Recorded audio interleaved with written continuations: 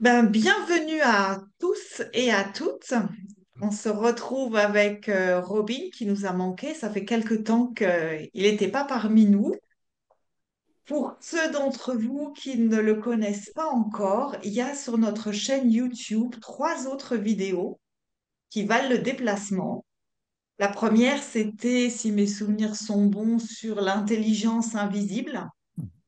Et c'était pas un hasard parce que il y a un très très beau livre de Robin qui s'appelle Invisible Power. Et moi, j'ai j'ai toujours mon Kindle, donc il nous manque Martine pour faire le téléshopping. Mais sur le site de Robin qui s'appelle Insight Principles, si mes souvenirs sont aussi bons, Oui. il y a plein de bonnes informations sur le livre, sur des tas de ressources. Que je sache, c'est pas encore en français, Non, pas encore. pas encore. Mais de nos jours, avec l'intelligence artificielle, on n'a plus d'excuses, hein. Tout se traduit presque en simultané, donc ça vaut la peine d'aller jeter un œil. La deuxième fois qu'on a vu Robin, c'était pour parler de communication.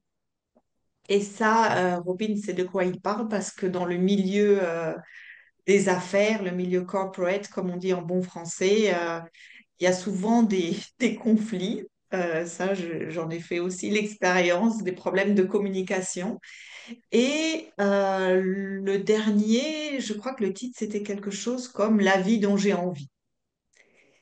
Et ce soir, on garde un peu le même format, à savoir que cette session est pour vous, parce que le sujet, c'est aussi vous qui l'avez choisi. On a mis ça sous forme de sondage dans le groupe Facebook des trois principes francophonie. Et le sujet, c'est les émotions. Alors, le titre plus ou moins exact, c'est les émotions, à quoi ça sert? Y a-t-il un danger? Que faut-il faire? Et juste une petite introduction avant de vous passer la parole, c'est que la raison pour laquelle je pense que les émotions résonnent avec beaucoup de gens tout de suite, c'est que c'est une chose qui nous bouscule et qu'on ressent immédiatement.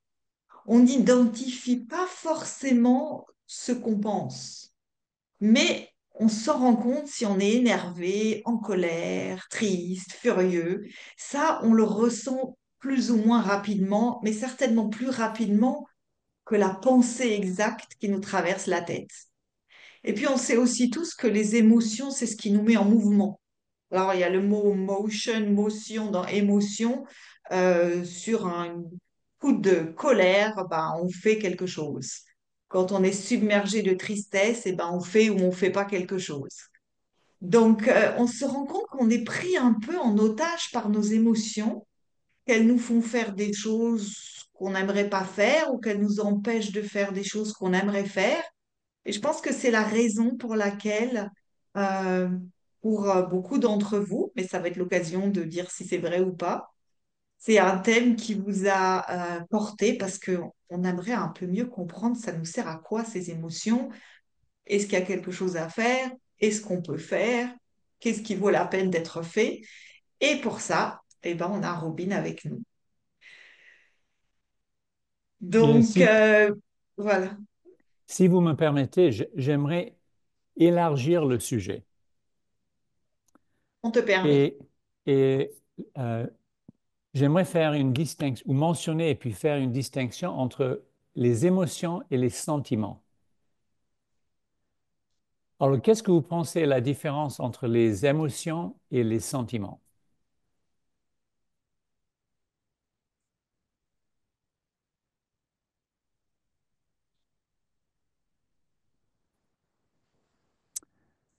Ben, moi, je vais vous donner.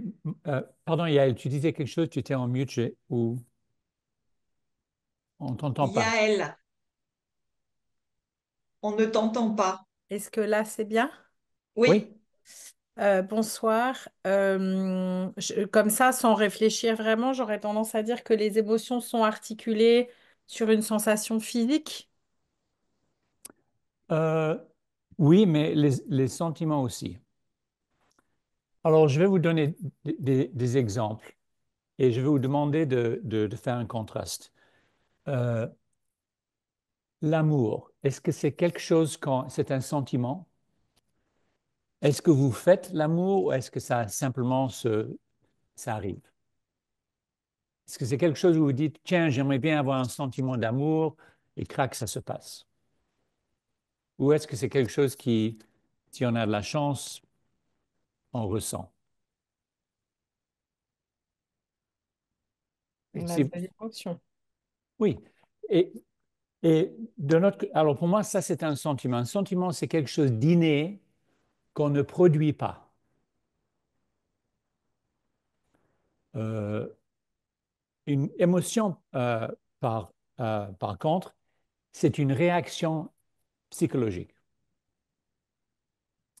Alors, par exemple, si quelque chose se passe devant vous et vous n'êtes pas content et vous avez une poussée de colère, ça, c'est une réaction du système. Les sentiments ne sont pas une réaction. C'est plutôt c'est plutôt inné que, qu'une réaction. Je vais vous donner un exemple. Si je peux faire une petite expérience avec vous tous, euh, pour faire l'expérience, il faut fermer les yeux. Alors, restez bien assis dans votre chaise, comme ça vous ne tombez pas. Et si vous avez une tasse de quelque chose, posez la tasse pour ne pas faire de dégâts. Alors, j'aimerais que vous essayiez et ça va prendre 3 ou 4 minutes, c'est tout. Je vais simplement vous poser des questions et vous demander de réfléchir à quelques petites idées. Et la raison pour laquelle je demande de fermer les yeux, c'est plus facile de se rappeler quand les yeux sont fermés. Alors, la chose que j'aimerais que vous essayiez de vous rappeler, c'est un moment dans le passé, un moment bien spécifique où vous étiez en paix à l'intérieur. Alors, peut-être vous étiez tout seul, peut-être vous étiez dans la nature, peut-être vous étiez en train de faire du sport, en train de vous coucher, en train de vous réveiller. N'importe. Le but, c'est de se rappeler le mieux qu'on puisse un moment où, à l'intérieur, on était en paix. Alors, je vais vous donner 10 à 15 secondes pour essayer de réimaginer ou de vous rappeler ce moment-là. Et si vous n'arrivez pas à vous rappeler d'un instant précis, imaginez des moments comme ça qui se sont sans doute passés dans votre vie, parce que je sais que vous avez déjà eu des sentiments comme ça, ou un état comme ça.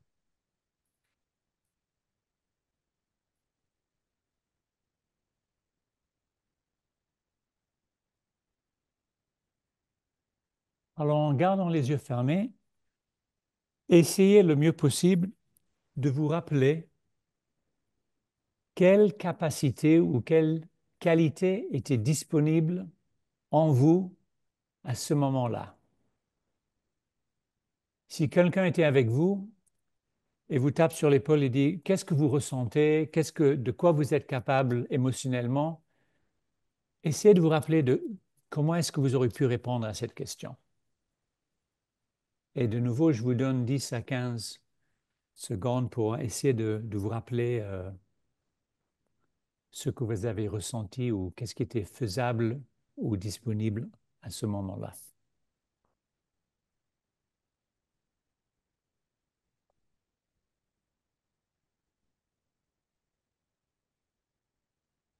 OK, ouvrez les yeux. C'est dangereux de faire ça trop tard dans la journée parce que des fois, les gens, ils font une sieste. Alors, ce que j'aimerais faire, et peut-être si vous savez sur Zoom me mettre en grande image, comme ça vous voyez, comme ça vous pouvez voir ma, ma feuille de papier. Si vous, en Zoom, si vous cliquez sur tout à fait à droite, il y a une option de faire, je ne sais pas comment ça s'appelle en français, mais en anglais, c'est Speaker View, et vous me voyez tout grand sur l'écran. Alors, j'aimerais savoir, qu'est-ce que vous avez pu vous rappeler comme qualité ou comme capacité au moment où vous étiez en paix? Et je vais les écrire sur le tableau. Moi, j'ai l'impression de disparaître, de fondre. Bon,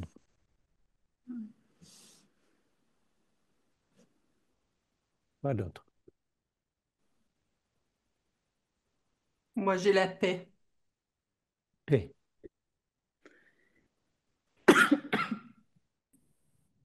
J'ai eu l'impression d'avoir accès à tout, toutes les ressources, illimitées.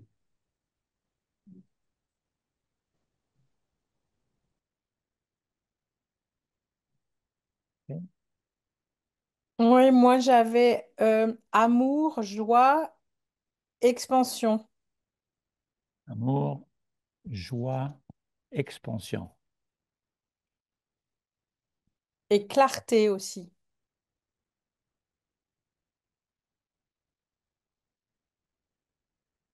Et Ouais. distance. Distance. Distance, tu veux dire perspective ou... Non, une forme d'équanimité. Plus rien n'était grave, plus rien n'était ouais, comme une forme de vacuité, quoi. Oui, équanimité. Ok, parfait, oui. Quoi d'autre? Moi, j'avais l'impression d'être lié au monde qui m'entoure, de faire partie du monde. Lié au monde. Hmm. Tu t'es connecté, Nicolas? Tu te sens t'es connecté à tout? Oui, Ouais, c'est partagé, connecté. Partagé. Non, Amir, je veux dire. Ah, Je partage avec Nicolas. tu partages le... Le mot connecté. Ok, quoi d'autre? Pour moi, c'est un sens profond de bien-être. Hmm. Et ouais, de partage, ouais, en fait. Au fond, Mais j'aime bien aussi expansion, expansion. qui est déjà noté.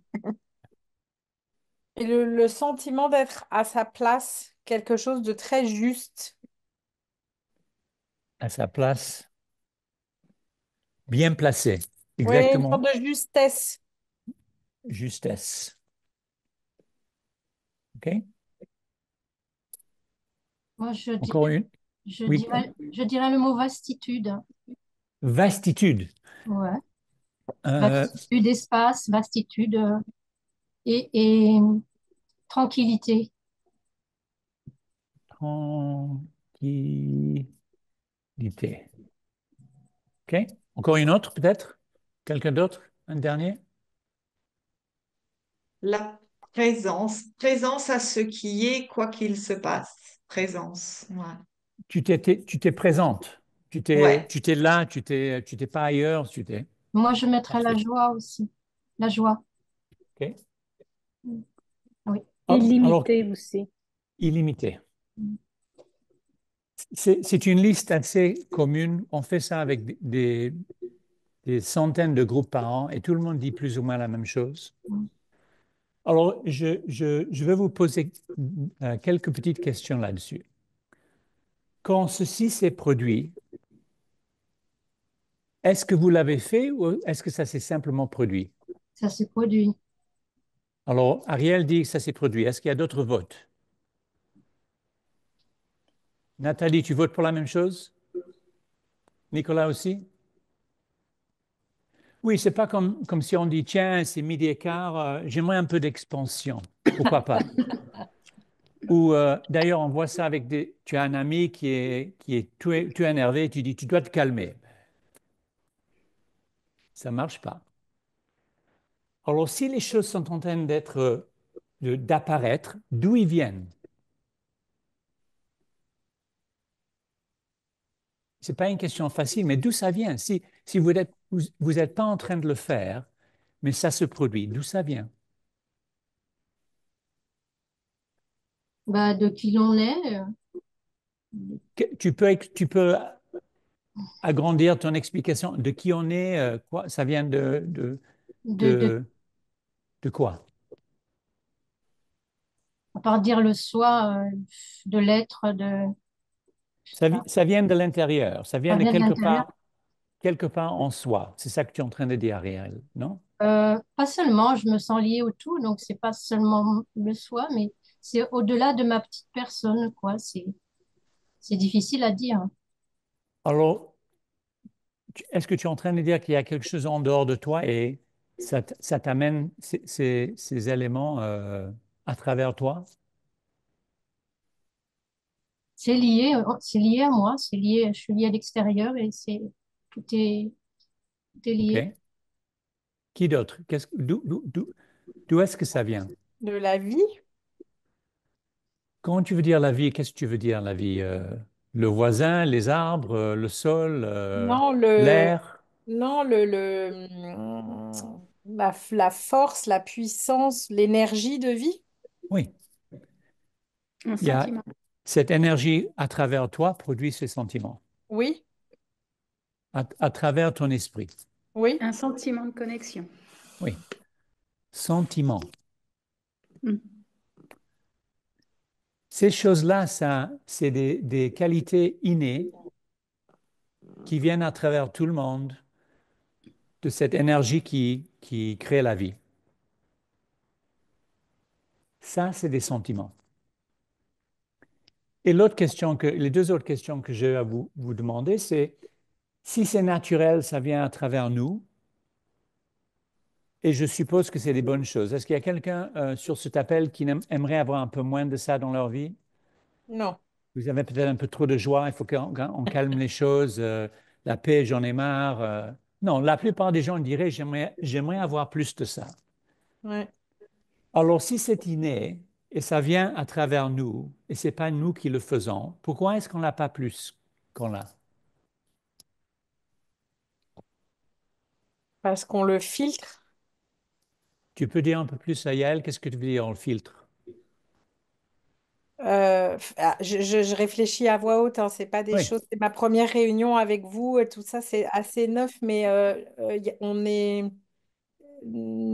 par des conditionnements ou par une narration qu'on se fait de nous-mêmes, etc. oui, C'est comme si c'est comme s'il y avait une sorte de rétrécissement, comme un oui, effet d'entonnoir qui nous, je ne sais pas si c'est par le cerveau, la conscience, etc., il y a quelque chose qui obstrue ou qui nous empêche. En tout cas, moi, oui, j'ai souvent cette sensation-là de, d'être comme Bip Bip le coyote. Vous voyez, à chaque fois qu'il veut traverser un tunnel, puis tout d'un coup, il y a un gros rocher juste avant l'entrée du tunnel, il y a un gros rocher qui lui tombe devant et il se cogne dedans.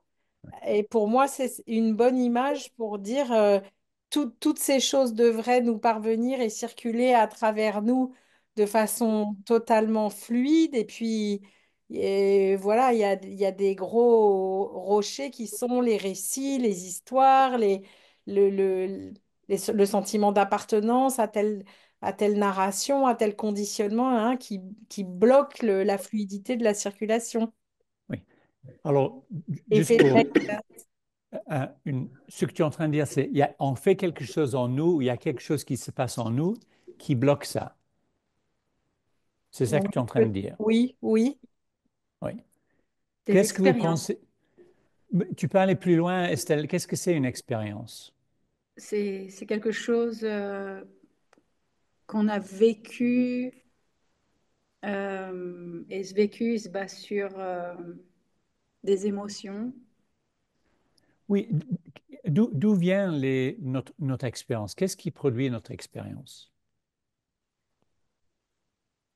Qu'est-ce qui produit notre expérience? La façon dont on va euh, réagir à une situation. Même plus simple, notre façon de penser.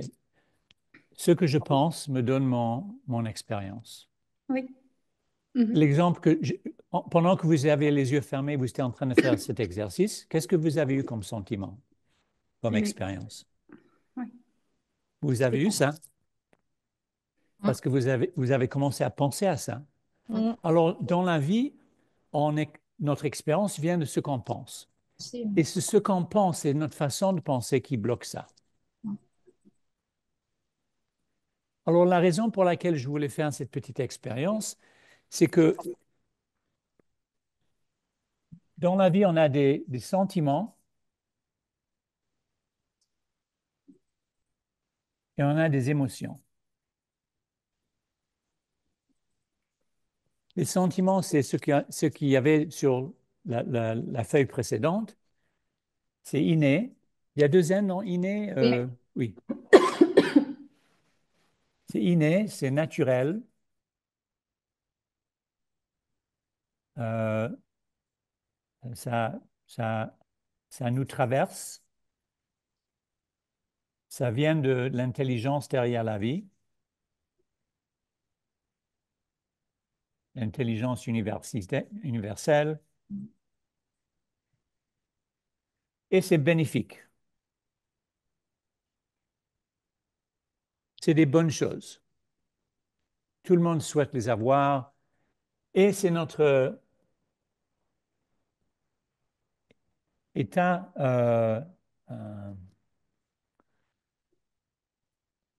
c'est pas notre état normal, c'est notre état naturel. Par Si vous, naturel, tu veux dire d'origine? mais c'est qui on est. Comme le petit Si, enfant. Comme le petit enfant, tout petit enfant. oui, si vous regardez des tout petits enfants, 6 mois, 9 mois, 1 an, 18 mois, s'ils ne sont pas fatigués, ils n'ont pas faim, ils n'ont pas mal, ils sont comment? Ouais, comme ça. Ouais. Ils sont comme ça. Et personne ne les a dit, ils n'ont pas reçu une brochure à l'hôpital, bienvenue à la planète, essayez de faire ça, c'est important, c'est des bonnes choses. Non, ils sont naturellement comme ça. Quand le système n'est pas, il n'y a rien qui nuit au système, il n'y a rien qui compromet le système, on a ça. Ça, c'est les sentiments. Et si on regarde l'autre côté de la page, les émotions, c'est des réactions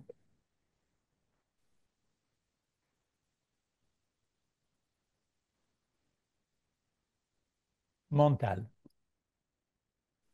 Quand tu te fâches, c'est une réaction. Et tu te fâches parce que tu as une idée fâchée, une idée qui t'a dérangé, et puis ton système a réagi. Alors ça, c'est peut-être normal, mais ce n'est pas naturel. Et les émotions, ça fait partie de la vie, on ne peut pas les éviter. Même Sid avait des émotions. Alors, la raison pour laquelle je voulais faire ce contraste, parce que si on parle seulement d'émotions, on est en train de regarder qu'une moitié de l'équation. Et ce que les gens peuvent comprendre, c'est que le mieux tu comprends ça, le mieux tu comprends le phénomène des émotions, le moins ça te dérange et le plus ça devient transitoire. Et quand les émotions sont transitoires et ils disparaissent, devinez ce qui apparaît à leur place. Les sentiments. Sentiment. On ne fait pas ça. Ça, c'est comme le soleil qui est toujours là, sauf qu'il y a des nuages devant. Et le problème, c'est si on ne comprend pas comment fonctionne la météo intérieure, on peut prolonger le mauvais temps. Alors, avant de parler des émotions, ce que vous avez tous demandé d'en parler cette fois-ci, j'aimerais faire ce contraste parce que c'est comment on dit le payoff, le retour sur investissement, c'est euh, le bénéfice de comprendre les émotions, c'est d'avoir plus d'accès à ça.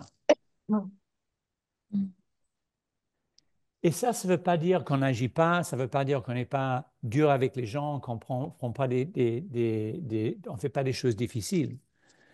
Mais tu peux faire des choses difficiles avec un état intérieur comme ça. Pour ceux d'entre vous qui ont des enfants, des fois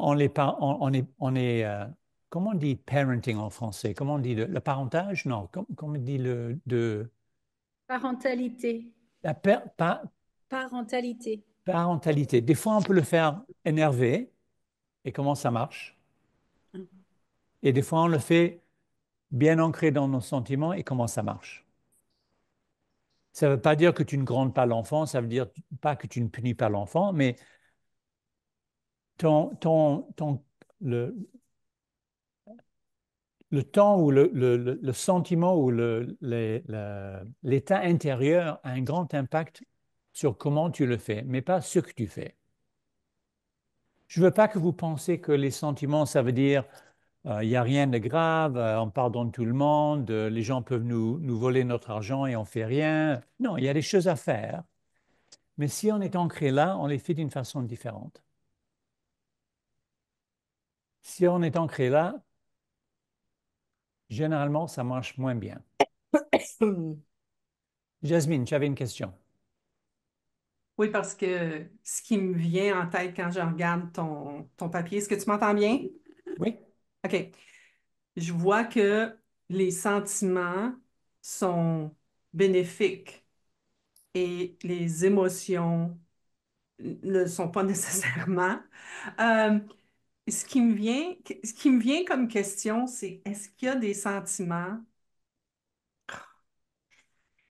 m'a écrit pas correct. Tu sais, est-ce qu'il y a des.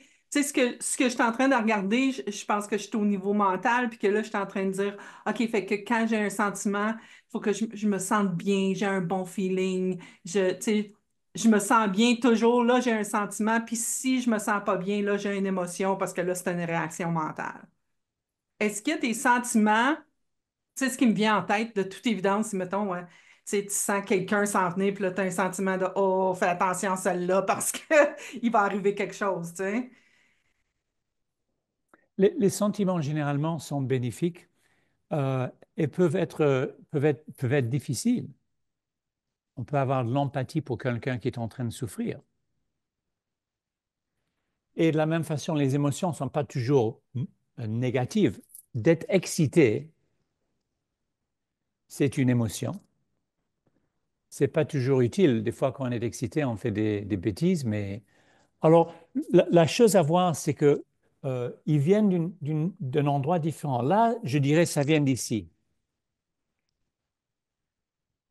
Ça vient de là.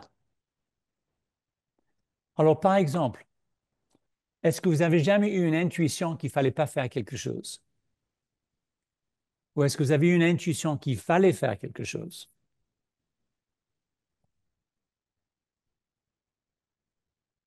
Alors, la source est différente et l'utilité est différente.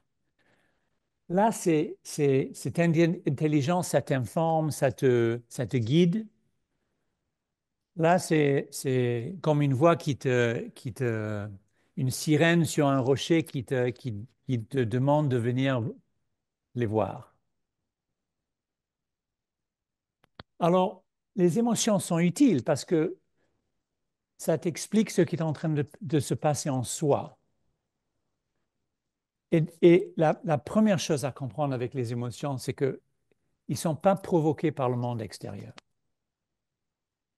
Ça a l'air comme si le monde extérieur nous donne les émotions, parce que tu es dans ta voiture, quelqu'un te coupe le chemin, tu évites un accident de justesse, tu es énervé et tu penses que c'est la voiture qui t'a coupé, qui t'a énervé, parce que 3 secondes plus tard, en avant, tu t'es content, tu étais dans ta voiture en train d'écouter la radio. Alors, cause et effet, et effet, la voiture t'a coupé, tu as un moment de panique parce que tu as failli avoir un accident et maintenant tu es énervé, c'est la voiture qui t'a énervé. Ça a l'air comme si le monde extérieur nous fait des choses. Mais non, c'est nos pensées. Parce que si la voiture te coupe à une vieille dame dedans, il y a à peine ses voir au-dessus du volant, est-ce que tu te fâches autant que si c'était un jeune gars avec les cheveux gominés, avec la chemise ouverte, avec les lunettes de soleil, en train de conduire avec une main sur le volant?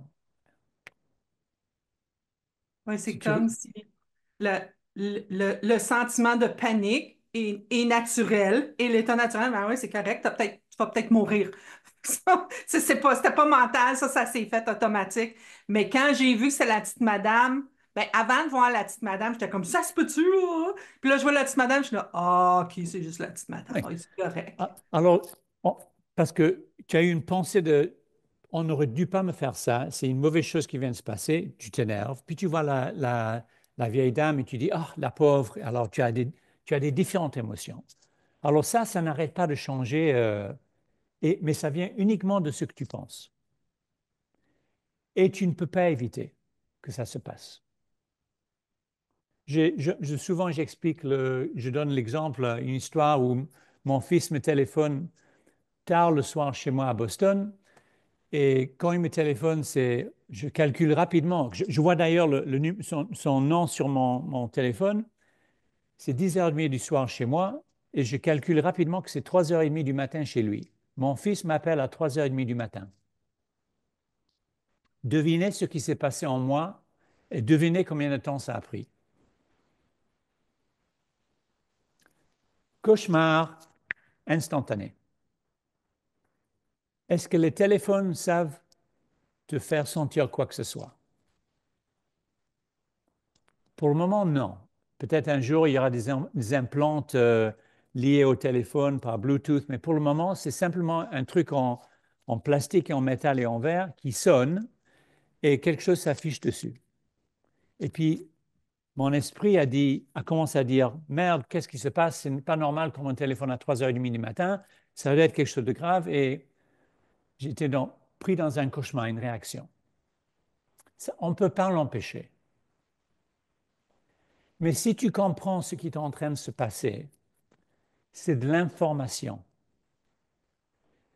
Si je suis en train d'avoir, et je vais mettre des exemples,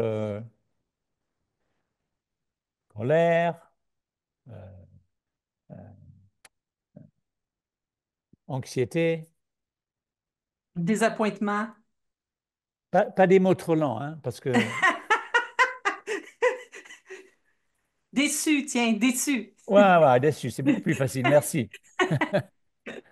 Pointement. Si tu ressens ça, il y a une seule chose que ça veut dire. Si je ressens la colère, qu'est-ce que cette émotion est en train de me dire? Je suis pas d'accord avec quelque chose. Plus simple, Jasmine. Je suis en Je train suis pas d'avoir une d'accord. pensée. Ouais. Non, non, non. Je suis en train d'avoir une pensée coléreuse. Ah, Ouais. Mhm. ah, got it. Si je suis excité, je suis à l'aéroport, j'attends que quelqu'un arrive. Ça fait 10 ans que je ne les ai pas vus. Je les vois, je deviens tout excité. Je suis excité, qu'est-ce que ça veut dire? Que je suis en train d'avoir une pensée excitante. Les émotions sont toujours et seulement basées et l'autre côté de la pièce d'une pensée qu'on est en train d'avoir. Si tu as une pensée anxieuse, tu vas te sentir anxieux. Le téléphone sonne, j'ai eu un tas de pensées anxieuses, dans mon corps, l'anxiété s'est produit. D'ailleurs, si quelqu'un était un médecin, sur le moment même, avait pris ma tension, mon pulse et la réponse galvanique de ma peau, j'aurais été en pleine anxiété, physiologiquement.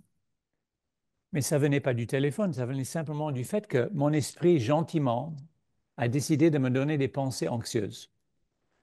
Parce que mon fils, à l'époque, il avait 18 ans et devinez combien d'années j'avais eu des pensées anxieuses à propos de mes enfants. Depuis qu'ils sont nés. Alors, c'est rien de mal d'avoir une pensée anxieuse, c'est rien de mal d'avoir une pensée coléreuse, euh, de colère. C'est pas grave d'avoir une pensée de déception ou d'être déçu. Tant qu'on sait ce que c'est. Parce que dès que tu vois et tu te rappelles l'origine de cette réaction, ça provoque un changement dans l'esprit. Est-ce que vous voulez deviner qu'est-ce que ça provoque comme conséquence quand on commence à réaliser d'où ça vient dans le moment même? Du stress. Non, non, non. Quand tu réalises, Oh, cette anxiété, Ah, ça on me est vient. soulagé. On est soulagé un peu. L'esprit va dans cette direction. Mm. Les qualités qu'on a, qu'on désire, qu'on aime, les sentiments qui sont innés, recommencent à apparaître. Alors, quand on a des émotions et qu'on ne sait pas d'où viennent ces émotions, des fois, Mais le problème avec la conception de l'être humain, c'est que notre esprit produit des expériences tellement rapidement Mm, que ça n'a pas l'air comme si c'est nous qui sommes en train de les produire. mm, mm, Ça a l'air comme si que c'est le monde extérieur. Ce n'est jamais le monde extérieur. mm. Non, mais on Le- sait que ça vient de soi, l'émotion, mais on ne sait pas d'où elle vient, c'est tout. mais, euh, mais ça vient d'une pensée. Ouais, Et alors, si ta question, Ariel, est d'où vient cette pensée, on ne sait il y a, pas. il y a une, il y a une expression en anglais, ça s'appelle comment on dit, une course de fou, Mm. un fool's errand. Essaie de voir pourquoi tu as eu telle et telle émotion ou pensée. Et ça C'est sert à ça sert à rien, Mm. c'est compliqué et souvent ça vient d'une période dans ta vie où tu n'étais pas conscient parce qu'on a beaucoup de pensées qui sont subliminales. Avant que tu as pu parler, tu avais des pensées et des expériences sans langage. Alors, d'essayer de voir, tiens, je suis en colère à cause Non, ça ne sert à rien. Il faut simplement dire, je suis en colère parce que je suis en train d'avoir une pensée coléreuse. Et dès qu'on réalise ça, le système commence à se calmer. Et la possibilité que ces sentiments réapparaissent. Je ne sais pas si je vous ai expliqué cette Robin, j'ai histoire. une question. Oui, oui, je m'excuse. Est-ce Vas-y, que ça vas-y. peut être l'interprétation Mais de ce qu'est-ce que qui c'est nous arrive extérieur? mais qu'est-ce que c'est une Je sais, interprétation, Nadine? est-ce que vous m'entendez bien? Oui, C'est une pensée. c'est une Ben, pensée. c'est un langage. C'est le langage. Non, Oui, c'est une c'est une, pensée. c'est une pensée. Simplement, il ne faut pas compliquer les choses. On a des pensées. Alors peut-être OK. les pensées viennent parce qu'on les a déjà eues 10 000 fois, comme par exemple l'anxiété. Ça, ce n'était pas une nouvelle pensée. J'avais déjà eu plein de pensées anxieuses de mon fils. Des fois, on peut dire, tiens, tel et tel s'est passé et ceci m'a provoqué ça. Regarder le pourquoi n'est pas utile, Nadine. OK. Parce que le problème, ça te garde dans l'illusion que c'est le monde extérieur ou quelque chose d'autre qui est en train de faire ce que tu ressens. Mais Alors moi, oui, ce que je voulais dire quand même, quand je parlais d'interprétation, c'est toujours extérieur à moi. non, Mais non? tu interprètes avec tes pensées. Ouais, OK. OK, Et, oui. et n'oubliez pas que ma définition de pensée n'est pas seulement les idées, les choses qu'on voit dans notre tête. C'est, par exemple, je suis en train de bouger mes mains pendant que je vous parle. Est-ce que je suis consciemment en train de penser que je bouge mes mains? Peut-être maintenant que je suis en train de le penser, mais avant, je n'étais pas en train de le penser. Mhm. Comment est-ce que j'étais capable de bouger mes mains? Parce que quelque part en moi, il y avait des événements neurologiques qui étaient en train de bouger mes mains, alignés avec ce que j'étais en train de dire. Je n'étais pas conscient des pensées, mais ils étaient toujours là. Alors nous, notre définition de pensée, c'est toute l'activité neurologique qui est derrière notre expérience. Merci. Et ça se passe comme ça. Les gens ne comprennent pas, mais la quantité de connexions synaptiques, ça c'est le fonctionnement de l'esprit et du cerveau, c'est des connexions synaptiques comme les 1 et les 0 d'un ordinateur. Est-ce que vous voulez deviner à quelle quantité de connexions synaptiques on a par seconde? Beaucoup. Plus que ça. Beaucoup, beaucoup, beaucoup. 400 milliards de bits par seconde. 400 milliards par seconde. J'ai vu une autre étude qui disait 1000 milliards. Alors, entre 1000 milliards et 400 milliards, je m'excuse, c'est plus ou moins la même chose, c'est grand. Donc ça dépend si on est un enfant ou un adulte après, non? Non, non. On a la même physiologie quand on est des enfants, alors ça demande le même fonctionnement. Alors, est-ce qu'on a les mêmes connexions qu'on a en tant qu'adulte? Non, parce qu'on apprend, on grandit, on apprend, on maîtrise des choses qu'on ne maîtrisait pas. Par exemple, ma petite fille, quand elle est née, elle ne savait pas ce que c'était ça. Ça s'arrêtait pas de la frapper. Alors, pour bouger sa main, pour se frapper, il fallait le neuron qui se connecte. Moi, j'ai appris que les petits-enfants en avaient beaucoup plus que nous parce qu'ils ont tellement Plus. Oui, plus. Je ne sais pas, d'ailleurs, pour moi, je ne sais pas comment on mesure ces choses-là, mais hors de grandeur, c'est énorme. C'est 500 milliards. Est-ce que vous voulez essayer de deviner combien de connexions synaptiques sont derrière nos pensées conscientes, les choses qu'on sait voir en tête, la voix qui nous parle, le débat qu'on a en soi? Devinez combien de connexions synaptiques par seconde produisent ça? J'ai lu 2000. C'est 20 000. Mais hors de grandeur, Martine, tu étais dans le bon espace. Alors, 20 000 sur 400 milliards. Alors, cette voix qu'on a dans notre tête, nos pensées conscientes, c'est rien comparé à ce qui est vraiment en train de se passer en nous. Alors, pourquoi est-ce qu'une idée apparaît dans ma tête?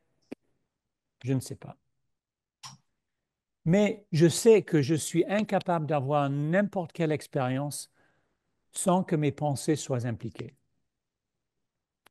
Je donne un autre exemple. Est-ce que vous savez tous me voir en ce moment? OK. Comment ça se fait que vous me voyez? Parce qu'il y a une image. Ben, soyons techniques, Ariel. Il y a des photons Ouais. de lumière qui sont émis par votre écran, qui passent à travers une lentille, qui sont focalisés sur une rétine, qui a des cônes et des bâtons, et qui convertissent les photons dans un signal électrique.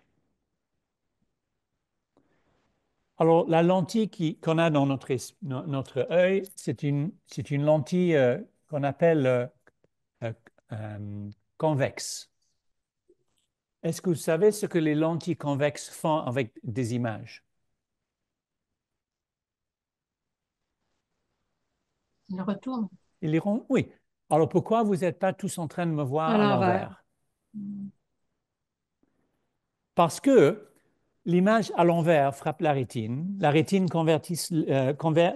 change l'image en signaux électriques. Les signaux électriques passent à travers le cerveau et passent sur plein de différents domaines où le signal est traité et finalement il y a une image qui apparaît dans ma perception. Mais ce n'est pas l'image que mon œil a vue, que mes yeux ils ont vue. C'est l'image que mon cerveau et mon esprit a construit. Il y a quelques années, mes enfants, ou peut-être pas mal d'années, il y avait une chose sur Facebook où il y avait une robe et tout le monde était en train de se disputer la couleur de la robe. Est-ce qu'elle était dorée? Est-ce qu'elle était noire? Est-ce qu'elle était blanche?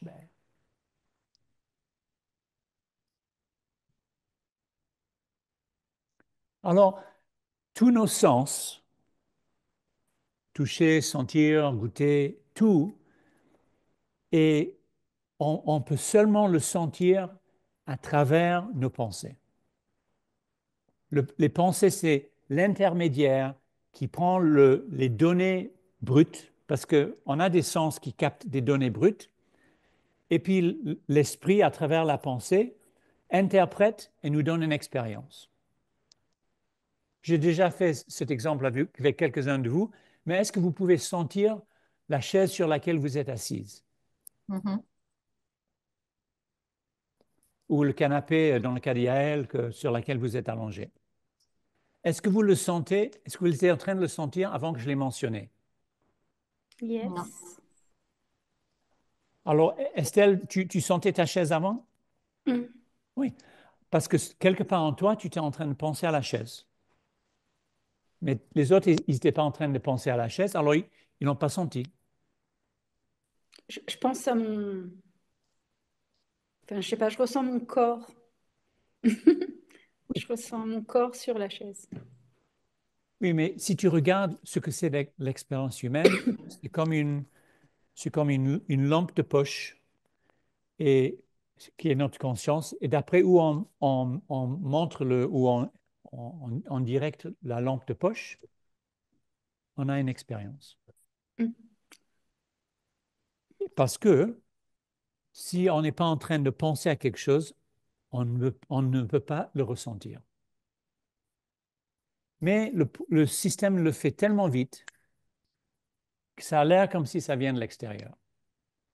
Alors, le but ou l'utilité des émotions, parce que ce n'est pas quelque chose de, tiens, comment on dit l'appendix en français, cette partie de notre... L'appendice. L'appendice, ce n'est pas comme l'appendice quand on dit, tiens, pourquoi ça sert à quoi? Mhm. Les émotions servent comme fonction de base de te faire savoir qu'est-ce qui est en train de se passer ici.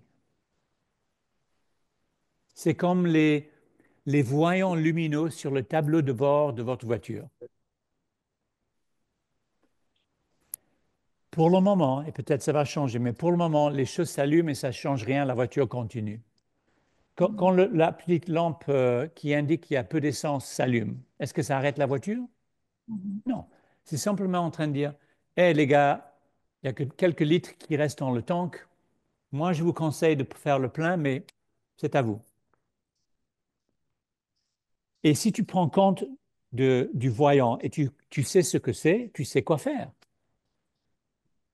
Les émotions, c'est la même chose. C'est un signal pour que tu saches ce qui est en train de se passer dans les 400 milliards. Parce qu'imaginez que vous étiez conscient aux 400 milliards de connexions synaptiques. Ce serait l'enfer.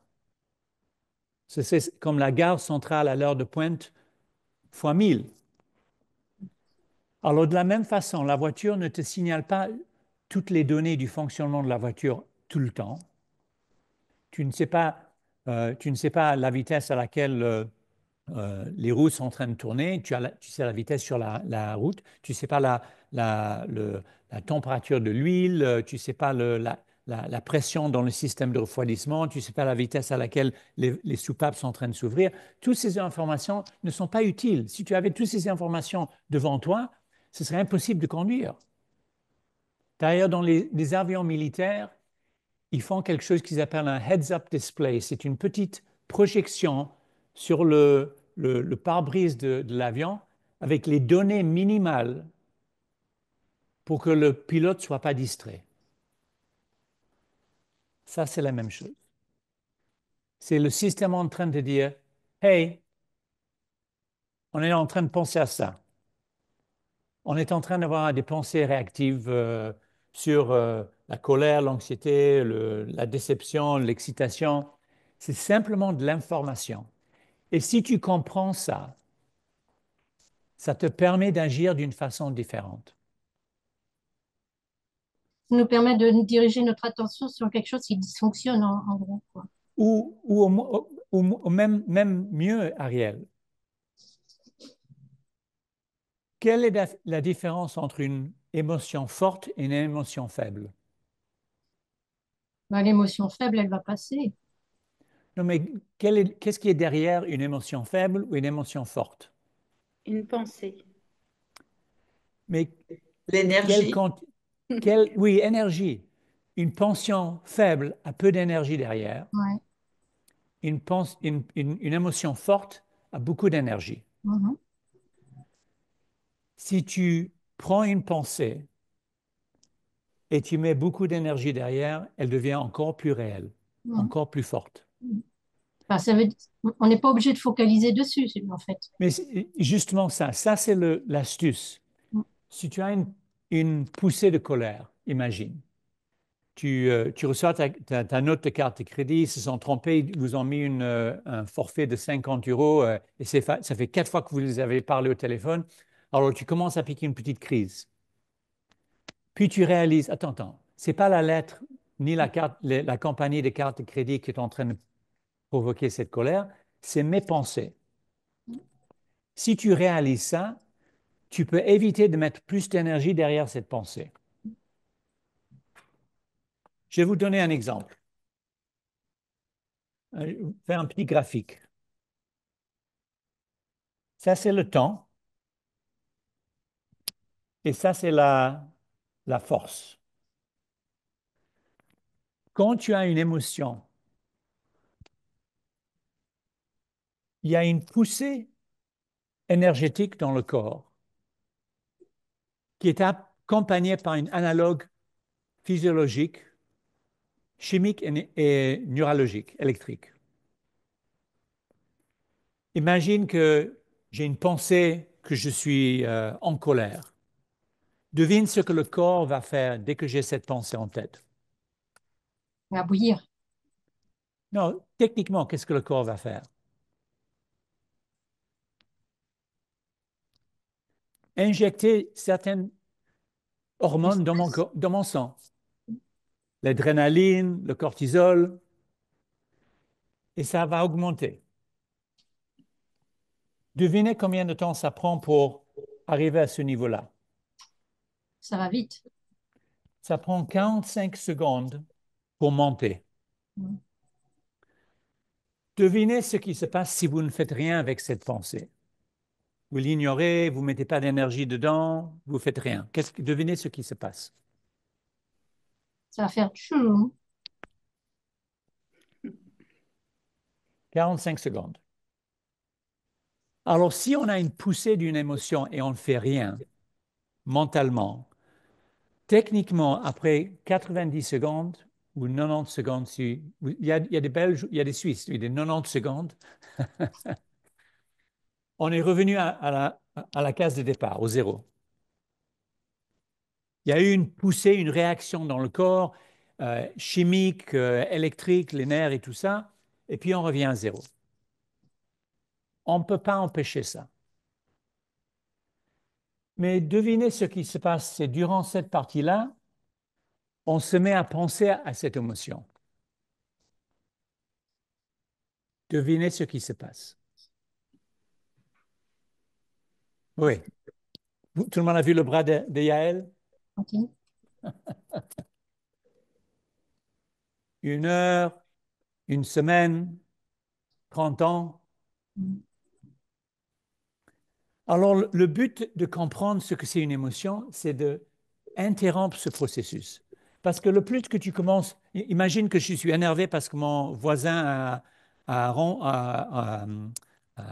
cogné ma boîte aux lettres. Et ça fait la 3e fois que je dois la remettre et maintenant il a cassé. Et je suis fâché.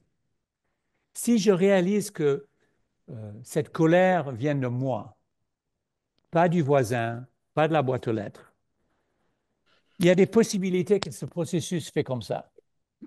Peut-être pas 90 secondes, mais si je pense que c'est lui qui m'a fait quelque chose, imagine ce que je pourrais me mettre à penser. C'est quand, ça fait 10 fois que je lui ai dit, puis de toute façon, regarde son jardin, c'est un bordel, j'habite dans un quartier, c'est lui qui est en train de nuire au quartier, pourquoi est-ce que lui doit habiter là-bas, c'est pas ma chance, pourquoi la vie me donne des gens comme ça dans ma vie? C'est la guerre. La souffrance. Mm. Si je réalise, et je ne dis pas que c'est facile, mais si je réalise que tout ce qui est en train de se passer, que de quelque part, mon esprit m'a donné une idée,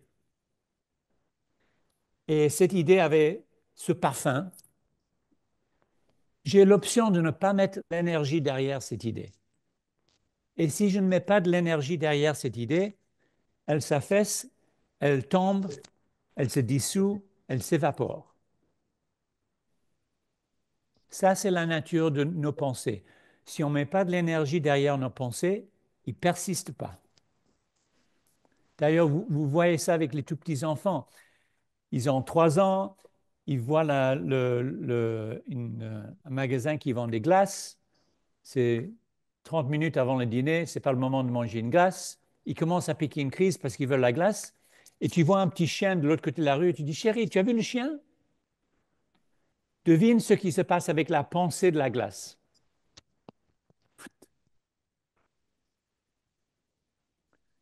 Le problème pour nous, on nous a mis dans un système éducatif où on nous a encouragé de travailler nos pensées. Si à l'école, tu ne te rappelais pas des choses, devine comment tu faisais dans des examens ou comment tu faisais globalement à l'école. Tu avais des mauvaises notes. Alors, on a été conditionné par notre système éducatif de se rappeler des choses et de les travailler. Et à cause de ça, on a cette attitude ou aptitude ou façon de penser normalement, c'est quand il y a un problème de penser plus sur le problème.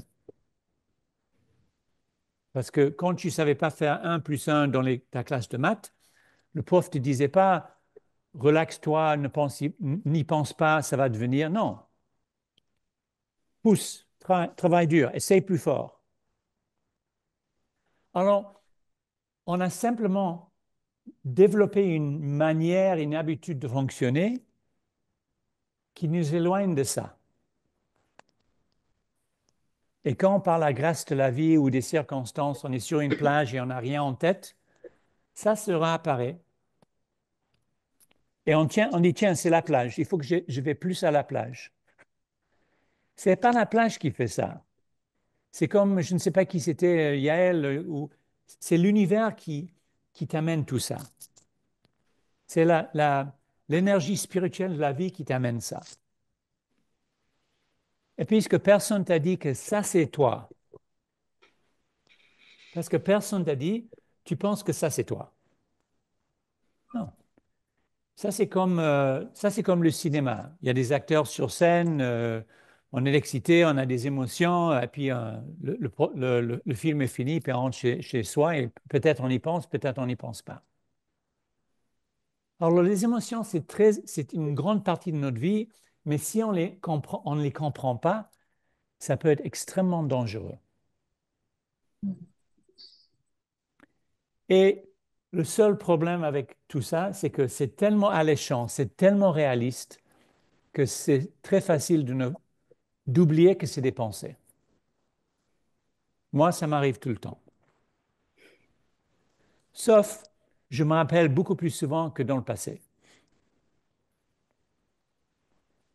Alors, des fois, j'ai même un instant, je m'éloigne, je prends un pas en arrière, je suis énervé, et puis 5 minutes plus tard, je me rappelle. Mais ce n'est plus une semaine ou 1 an ou 30 ans.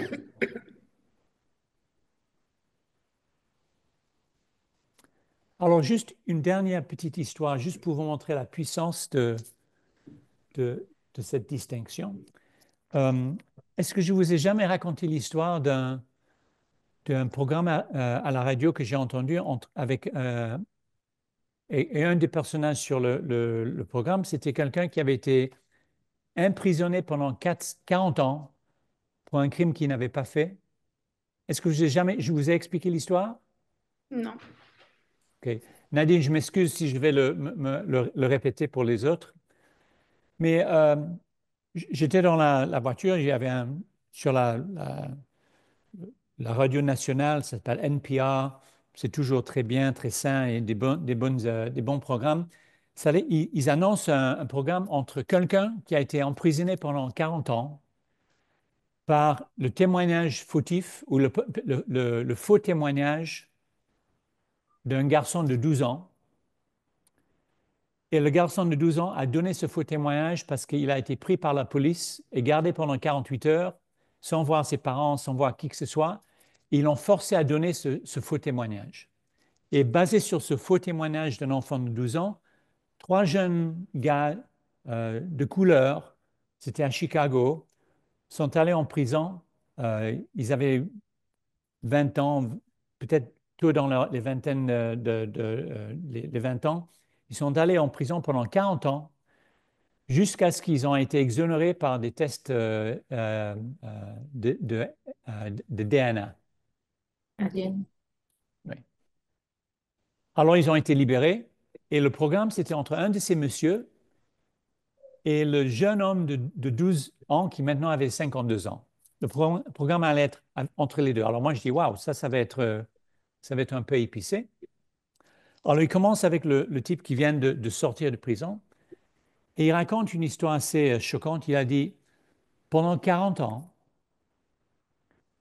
chaque jour où j'ouvrais les yeux, ma première pensée, c'était comment j'allais te tuer le jour où je sortais de prison. Alors imaginez, 365 jours par an, pendant 40 ans, ta première pensée, c'est de la haine. Et pas une haine légère, mais une haine solide. Et il a dit, tu as volé 40 ans de ma vie, tu as volé mon mariage, tu as volé ma jeunesse, tu as volé la vie de mes enfants. Je n'ai pas vu mes enfants grandir. Et pour ça, je voulais te tuer. Et c'était ma pensée principale chaque moment, chaque jour où je me réveillais. Tu peux imaginer avoir ça comme vie. Et il a dit, mais la première fois que je t'ai vu, en parlant au monsieur qui maintenant avait, au jeune qui maintenant avait 52 ans, la haine s'est évaporée. Et j'ai vu que toi, tu as aussi souffert. Et l'autre type dit, oui, il dit, il n'y a pas une seule journée où je n'ai pas senti une honte profonde pour ce que j'ai fait. Et je sais ce que j'ai fait était faux. Et je sais que malgré le fait que j'avais tellement peur, et il y avait ces policiers blancs qui n'arrêtaient pas de me pousser, de me taper, m'obliger de faire ça.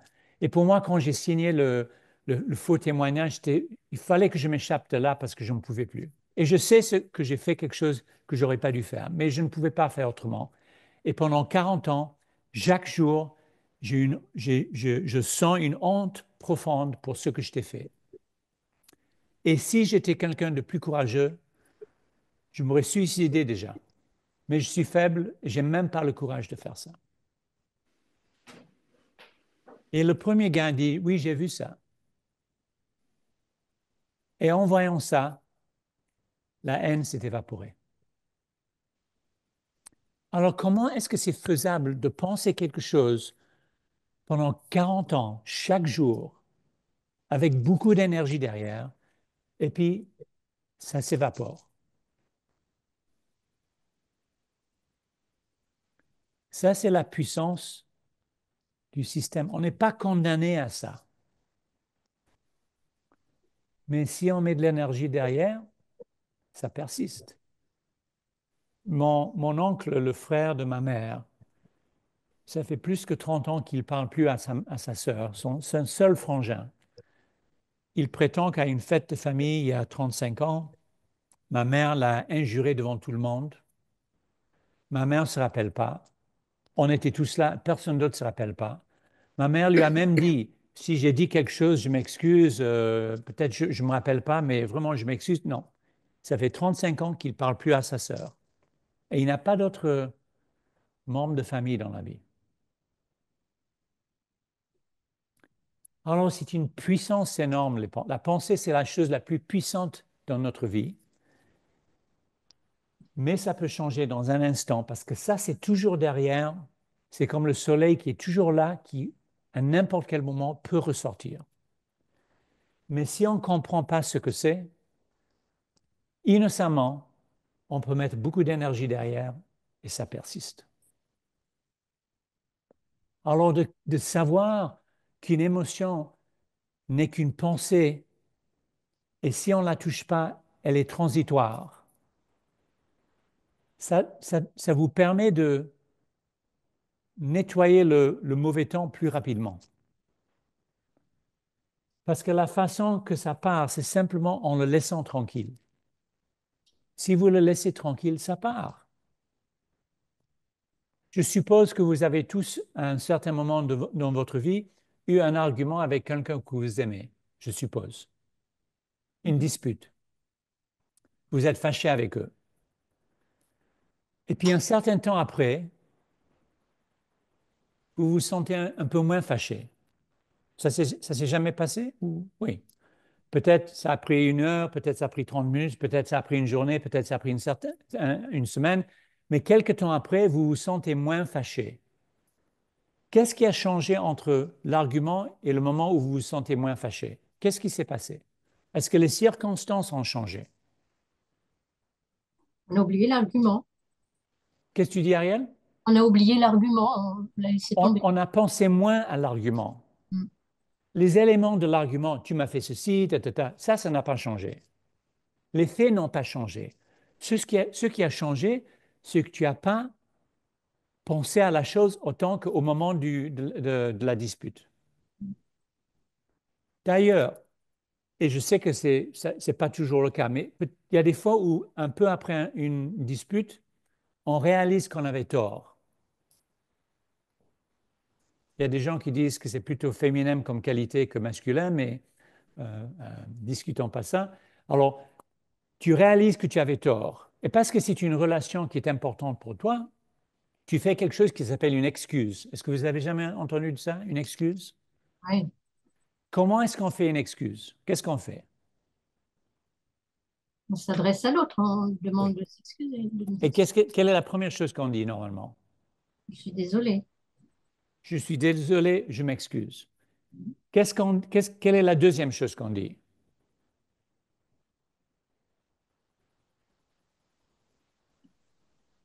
On explique pourquoi. Je pensais que, Mm. je pensais. Je pensais que tu m'aimais pas. Je pensais que tu n'étais pas sérieux. Je pensais que tu voulais mon job. Je pensais. Au fait, on n'a pas besoin de dire plus que ça. Je m'excuse. Je suis désolé, j'ai pensé. Pas besoin de dire à quoi tu as pensé. Alors, on réalise ça. On voit que la dispute s'est passée parce qu'on avait pensé quelque chose qui n'était pas vrai. On sait ça. On sait que ce que je suis en train d'expliquer. Mais puisque ce n'est pas monnaie courante, les gens n'arrêtent pas de dire, tiens, j'étais pris par une mauvaise pensée, puis j'ai réalisé, puis je me suis excusé, ça s'est arrangé. Les gens ne disent pas ça.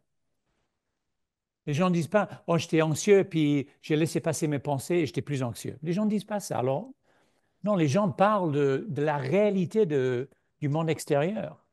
Il m'a fâché, il m'a fait plaisir, elle m'a brusqué. Et d'ailleurs, on n'est pas tout seul. Les gens autour de nous font ça. Robin, tu me fais grand plaisir. Robin, tu m'as énervé. Je ne sais pas énerver qui que ce soit sans que leurs pensées soient incluses. Je donne un exemple. Il y a quelqu'un dans ma vie, dans ma famille, moi je les trouve irritants un peu. C'est quelqu'un de ma génération. Mes enfants trouvent que cette personne est rigolo. Les bêtises que cette personne fait, moi je trouve agaçantes. Mes enfants trouvent c'est rigolo. C'est une farce. Les mêmes événements. Alors je vois que c'est mes pensées. Je sais. Alors quand ça se passe, j'essaie de pousser de penser. Je dis Robin, cool down. Et puis 10 minutes plus tard, mes enfants, non. Mes enfants mettent beaucoup d'énergie dedans parce qu'ils trouvent que c'est super drôle. C'est ça être humain. C'est de vivre dans un fleuve de pensées. Et certaines provoquent des émotions. Et si on ne comprend pas ce qui se passe, on peut se baigner de ce côté de la rivière sans réaliser qu'il y a un autre côté de la rivière qui est toujours disponible. Alors, je ne sais pas si j'ai bien attaqué le sujet que vous m'avez demandé, mais qu'est-ce que vous avez comme question? Qu'est-ce que je pourrais expliquer en plus ou répondre ou comment est-ce que je pourrais aider? Est-ce qu'on m'entend là? Oui, Euh, alors, merci pour toutes ces explications. Pendant que tu parlais, j'avais une question qui oui, me venait à l'esprit qui était, mais par exemple, sur l'anecdote de il y a quelqu'un dans ta famille qui, toi, t'irrite, mais tes enfants l'aiment bien. Ce qui me vient immédiatement, c'est de penser qu'il y a des arguments de psychologie, que dans ton économie psychique, il y a quelque chose qui se joue qui ne se joue pas dans l'économie psychique de tes enfants. oui. Ça s'appelle notre conditionnement, Yael. Quand on est né, on ne pense pas beaucoup à la vie. On n'est pas là, bébé, 6 mois, en disant, tiens, j'aimerais être neurologue, non, peut-être avocat, ah, non, peut-être j'aimerais être explorateur. Non, on n'est pas en train de penser à quoi que ce soit. On n'est pas en train de dire merde, on m'a mis dans du bleu, c'est un cliché, maman, on met plus des enfants, des garçons dans du bleu, on emploie des couleurs neutres. Non, on ne pense pas à grand-chose. Et puis la vie se produit devant nous et on pense à des choses. Et d'après ce qu'on pense de telle et telle situation, ça nous programme. Je vous donne un exemple. Mon papa, qui a été quelqu'un euh, de très puissant, beaucoup de succès dans le monde des affaires, mais extrêmement humble, à tel point qu'il pensait que tout ce qu'il avait accompli était normal et n'importe qui pourrait faire la même chose. Et c'était un homme généreux et doux, mais sur les notes de classe, c'était dur. Tu revenais avec ton bulletin A, B+, sujet, classe religieuse, A. Mon père prenait le bulletin, était un peu anxieux, il disait, mais qu'est-ce qui s'est passé avec le B+? Je dis, papa, c'est les études religieuses, c'est une connerie, tout le monde rigole, on fait rien. Et puis B+, c'est pas un D, c'est pas un C, tu as besoin d'un tuteur, tu as besoin de l'aide, est-ce que tu étais malade ce jour-là? Alors pour lui, il ne comprenait pas, il ne disait pas bravo sur le A en physique ou en chimie ou en maths ou en anglais, mais il disait pourquoi le B+? Il était très demandeur. Alors, pas méchamment, je ne sais pas pourquoi, mais à l'âge de 13 ans, j'ai eu cette idée. L'idée était, il ne va jamais être content. Et au fait, les études, c'est pour moi, parce que c'est moi qui jouis ou qui perds si je travaille dur ou si je ne travaille pas. C'est au fait ma vie. Et à partir de l'âge de 13 ans, j'ai commencé à étudier pour moi. Alors, mes parents ils recevaient toujours un bulletin, mais quand mes parents parlaient de mon bulletin, je m'en fichais.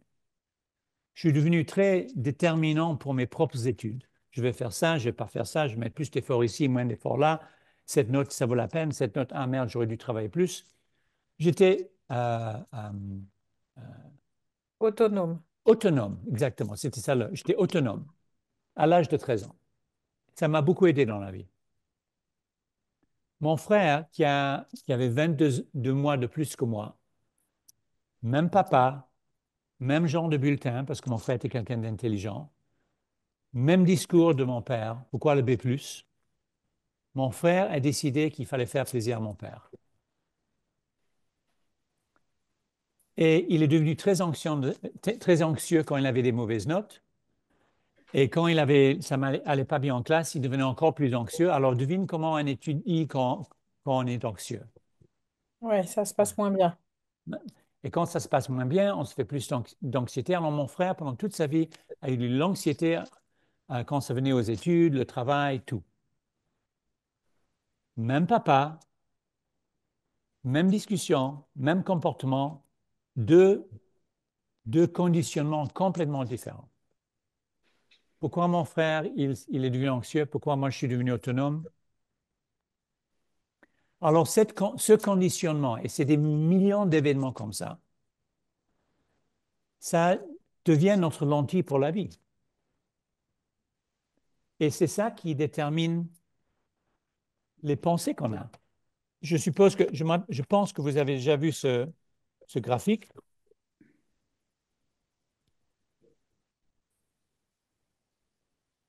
Il y a le contenu de notre esprit, à quoi on pense. Ça vient de notre conditionnement.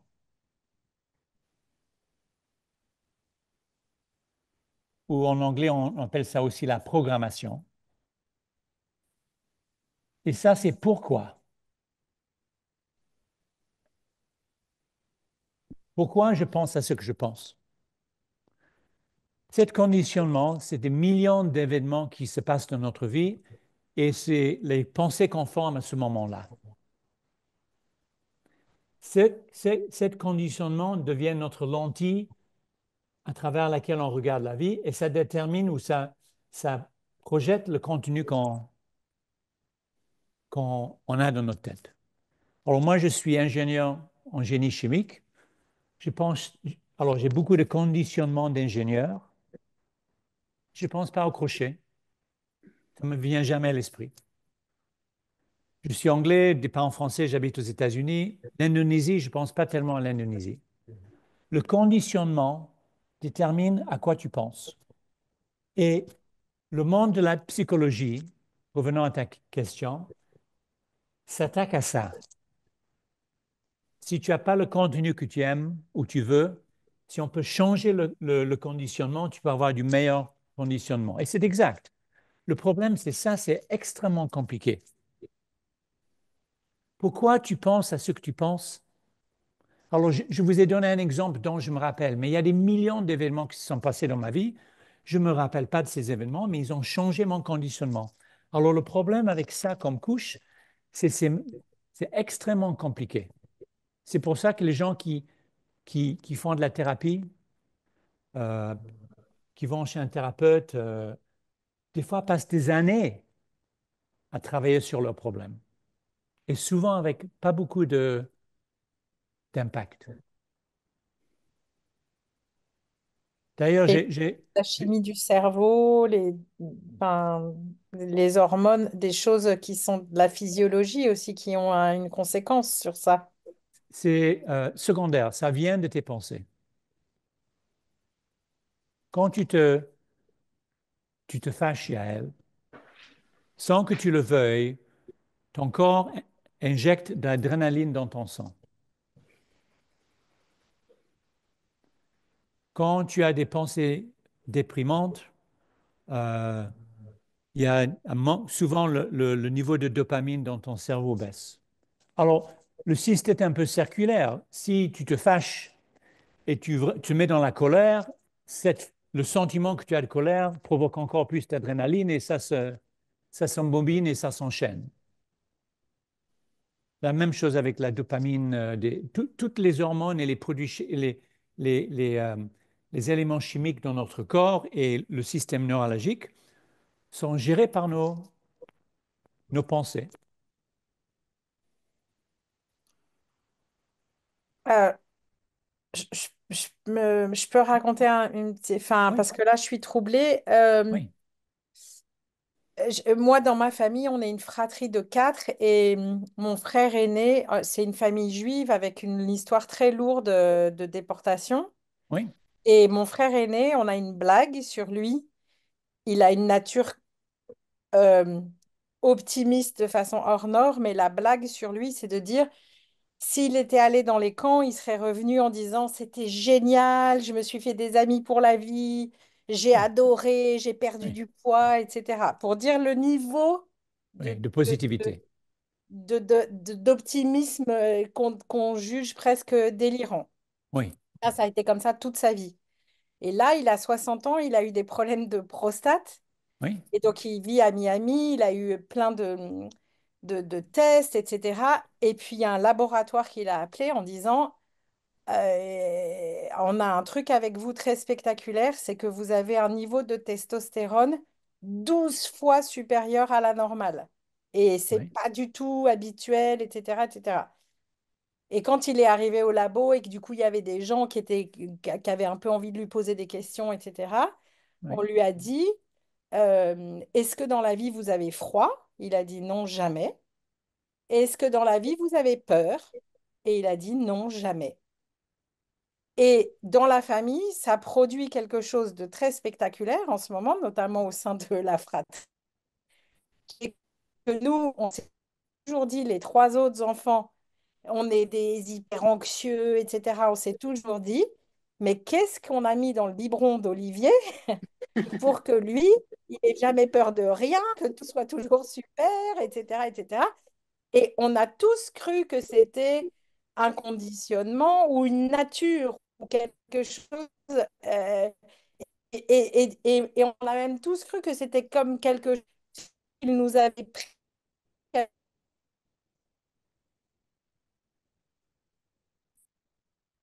Yael, on t'entend pas là, A hein? cru qui était son tempérament.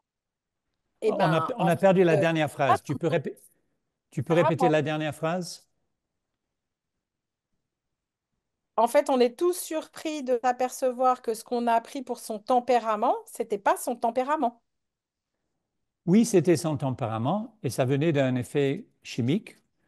Et l'effet chimique peut être euh, euh, modulé par l'esprit, mais dans certains cas, il y a pas des déformations, mais il y a des situations physiologiques qui peuvent provoquer des changements de chimie. Alors, par exemple, moi, j'ai une glande de thyroïde qui est insuffisante. Alors, Moi aussi. mes niveaux de T3 et T4 sont un peu plus bas.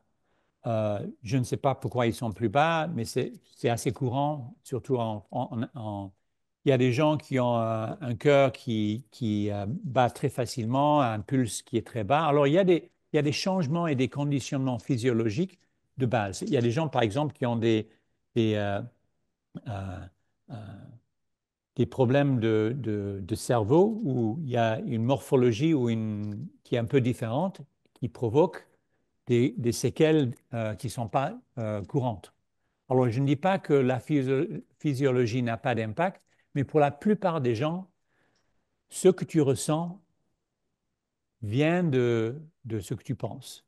Et si tu veux aller un peu plus loin, je ne sais pas si vous avez entendu de quelqu'un qui s'appelle Joe Dispenza. Oui.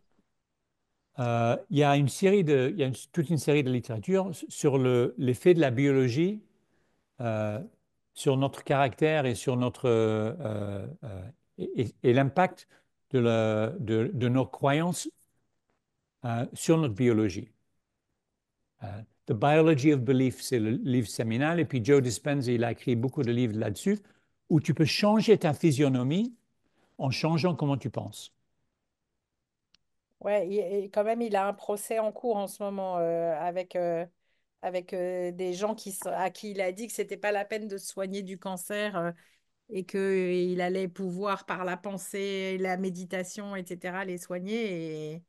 Et enfin, je vois qui c'est, mais moi, je le trouve il est un peu trop gourouisant pour moi, hein. Quand tu lis Joe Dispenza, il faut lire la science. La science est très impressionnante et il n'est pas le seul. Il y a beaucoup de gens euh, je vous donne un exemple très simple. Je ne sais pas comment on appelle ça en anglais, mais quand on perd une partie de notre corps, une main, un bras, il y a beaucoup de gens qui, par la suite, ont des douleurs dans le bras qui n'existent pas. Le membre fantôme. Membre fantôme, phantom limb syndrome. Alors, c'est très difficile de traiter parce que tu ne peux pas donner un calmant parce que physiologiquement, il n'y a rien à traiter. Alors, il y a quelques années, il y a un docteur indien, je pense, ou peut-être américain, mais d'origine indienne, qui a découvert un petit truc. Il a réalisé qu'est-ce qui était en train de se passer. Le système neurologique du corps est sans cesse en train d'envoyer des emails un peu partout. Tiens, petit doigt, comment vas-tu? Oui, je vais bien. Je renvoie un message, tout va bien. Alors, c'est toujours il y a une pulsation de demandes et puis de requêtes pour contrôler que le corps va bien. Ce qui se passe pour les gens qui ont un problème de membre fantôme, c'est que le message est envoyé, mais puisque la main n'est plus là, il n'y a rien qui est envoyé de retour. Et parce que le cerveau et l'esprit ne reçoivent un message de retour, ils disent, tiens, il doit avoir un problème, provoquant un peu d'attention, en provoquant de la douleur là-bas pour qu'on va voir. Parce que la douleur en tant que forme de base, c'est pour rediriger ton attention sur quelque chose qui a besoin d'attention. Si tu te coupais le doigt et tu ne sentais rien, tu pourrais l'infecter, tu pourrais perdre du sang. Mais alors, dès qu'un nerf est touché, il y a un message qui est renvoyé en disant, on a un problème, on voit un peu de douleur, comme ça, la personne s'occupe de moi. Alors, avec les gens avec le membre fantôme, le message n'est pas en train d'être envoyé. Alors, le corps génère une douleur pour que l'attention soit mise sur la partie qui ne répond pas. Sauf que la partie ne répond pas parce que ça n'existe plus. Et ce docteur, ce qu'il a trouvé comme approche, c'était de construire une boîte en carton et de mettre un miroir à 45 degrés et d'un côté, et faire deux trous. D'un côté, tu mets la main qui existe et de l'autre côté, tu mets le bras qui n'a plus de main. Mais en regardant la boîte, à cause du miroir, ça a l'air comme si tu as deux mains. Dès que la personne fait ça, la douleur s'en va. Dès que la personne retire les bras, la douleur revient. Alors, on donne cette boîte à la personne, ils le ramènent chez eux, et pendant 3 semaines, 2 ou 3 semaines, leur job, c'est de mettre les mains, enlever les mains, mettre les mains, enlever les mains. Après 3 semaines, la douleur s'en va. Parce qu'après 3 semaines, le cerveau réalise, ah, il n'y a plus de mains. Arrête d'envoyer l'email, pas besoin d'envoyer l'email, et puisque l'email n'est pas envoyé, il n'y a pas de message qui ne revient pas, il n'y a pas de douleur qui est provoquée. Alors, le fonctionnement neurologique et le fonctionnement de notre esprit a un impact énorme sur ce qu'on ressent, mais ça ne veut pas dire qu'il n'y a pas des, des changements ou des déformations physiologiques qui ont un impact. Mais juste regardons d'une façon simple. Moi, souvent, je fais du jardinage, je rentre à la maison, je me lave les mains, je vois que je me suis coupé. Je n'ai rien senti pendant que j'étais en train de jardiner. Pourquoi? Parce que j'étais en train de penser à autre chose. Ma mère, de l'autre côté, très hypochondriaque, elle me téléphone, j'ai une douleur, j'ai lu sur l'Internet, qui est toujours une phrase qui est grave. Je pense que je suis en train d'avoir une attaque. Moment, où est la douleur? Ben, c'est l'estomac. Est-ce qu'en haut de l'estomac, on va rester en bas? Mais j'ai vu que si tu as une douleur en haut de l'estomac, au fait, ça peut être le cœur. Ah bon? Et puis, une fois que j'ai lu ça, la douleur est montée.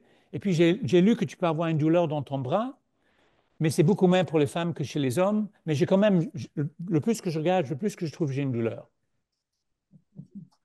Alors, ma mère a été une centaine de fois à l'hôpital, prise de sang, test, échographie, etc. Toujours rien. Je dis, maman, tu as eu des mauvaises nouvelles ce matin, va, essaie de t'allonger et arrête d'y penser. 45 minutes plus tard, elle me téléphone, plus de douleur.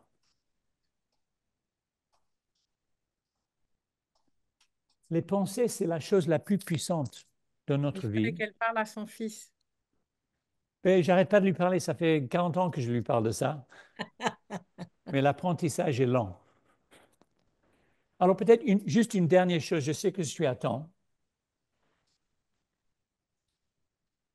Il y a 2 approches à faire pour mieux vivre dans le système. Un, c'est de voir le mieux qu'on puisse ce que c'est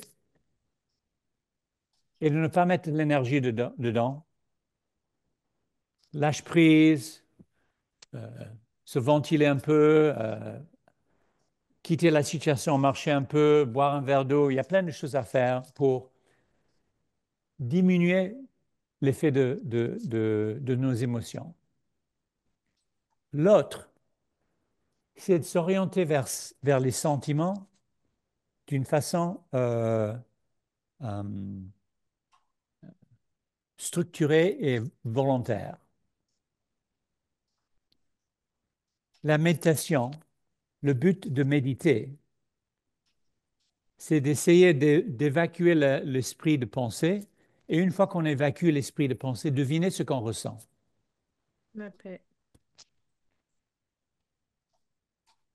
Alors, les gens qui méditent 1 ou 2 fois par jour, ou même des gens qui font ce qu'on appelle des micro-méditations, qui s'orientent plus vers ça, ça se calme.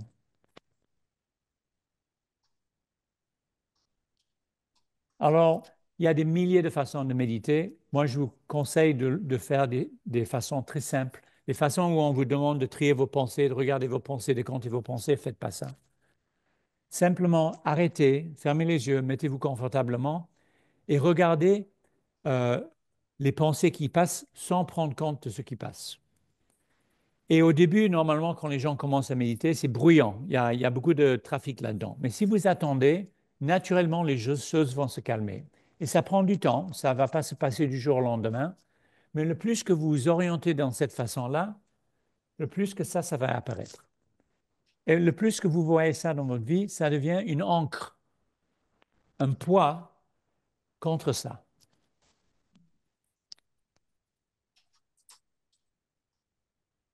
Alors, j'espère que